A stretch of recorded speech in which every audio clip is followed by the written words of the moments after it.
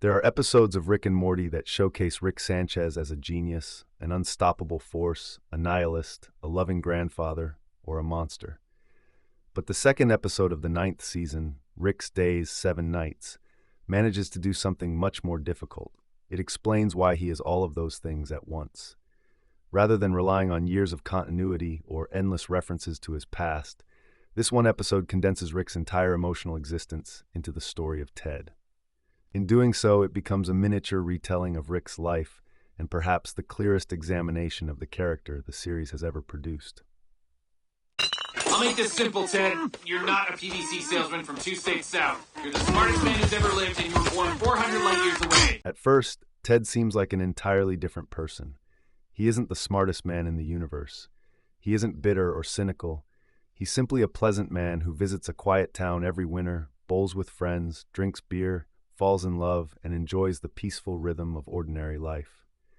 Ted is happy because his world is small, his problems are manageable, his relationships are genuine. Most importantly, he doesn't know there is anything beyond that life. That innocence is shattered the moment the robbery activates Rick's cybernetic defenses and he learns the truth from Rick. Ted is Rick with no memories. No.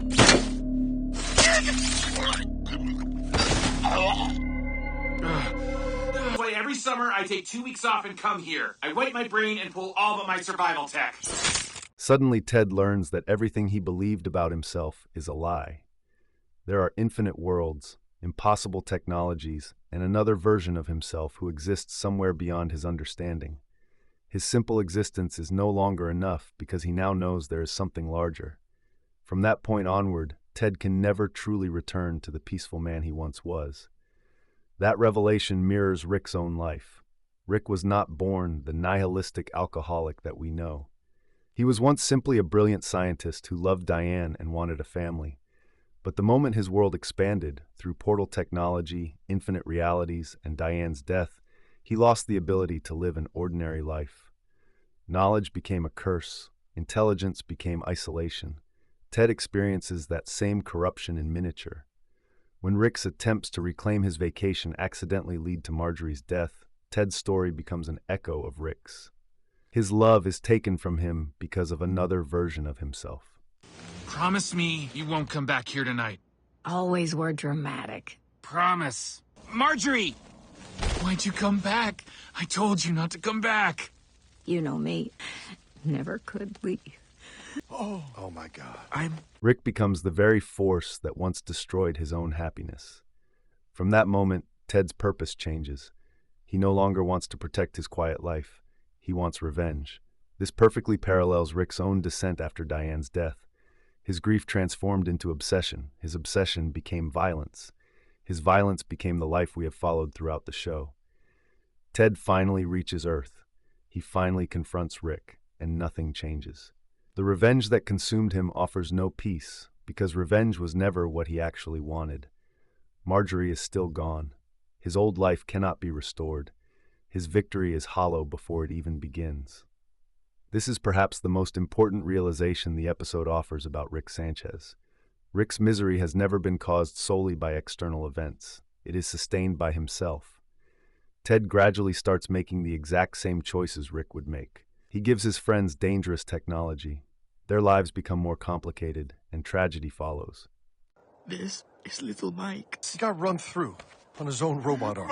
I didn't mean for any of this to happen, you guys. It was just nice to vacation with dumb people. You did this! Ted grows detached. He begins drinking heavily. He distances himself from the people who care about him. Eventually, he isolates himself completely. The horrifying implication is that Ted isn't consciously copying Rick. He's simply becoming him.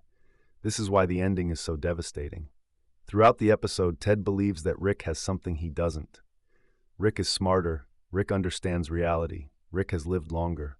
Surely becoming Rick again will provide answers that Ted lacks. He assumes intelligence will solve his unhappiness.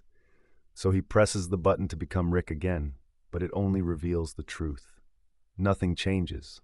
Rick remembers everything. He gains all of his genius. He becomes the smartest man in existence once again, and he is just as depressed as Ted was seconds earlier. That single exchange between Rick and Morty at the end contains the entire tragedy of Rick Sanchez. Ted wasn't unhappy because he lacked intelligence. He was unhappy because he had become Rick. It didn't work. No. It did. Rick discovers that even after giving himself the greatest gift imaginable, a complete escape from his memories, identity, responsibilities, and intellect, he still arrives at the same destination. He cannot outrun himself. The episode suggests that Rick's suffering is not simply the result of Diane's death, although that remains the defining wound of his life. Rather, Diane's death exposed tendencies that were always within him: obsessive thinking, emotional repression, self-destructive behavior, and an inability to accept happiness without questioning or undermining it. His genius amplifies these traits instead of curing them. Every mystery is solved except the only one that matters: how to live. That is why Ted inevitably becomes Rick. Given enough time, his curiosity awakens, his intelligence reasserts itself, his dissatisfaction grows, his relationships deteriorate, his drinking worsens, his loneliness returns. It is almost as though Rick's personality is a law of nature. What